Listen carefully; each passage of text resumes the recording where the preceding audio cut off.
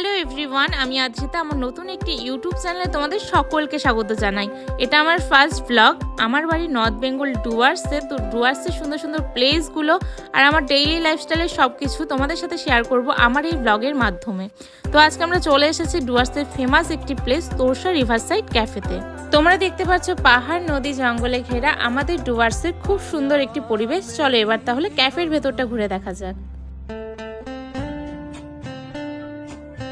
আচ্ছা, তোমরা নিশ্চয়ই ভাবছো এই সুন্দর প্লেসটাতে তোমরা কি করে আসবে। তার জন্য তোমাদের ডুয়ার্সে এসে হাসিমারা ফ্লাইওভার হয়ে দলসিংপাড়া টি গার্ডেন থেকে কিছুটা এগিয়ে গিয়ে বাদিকে তোমরা তোরসা রিভারসাইড ক্যাফের সাইনবোর্ড দেখতে পারবে।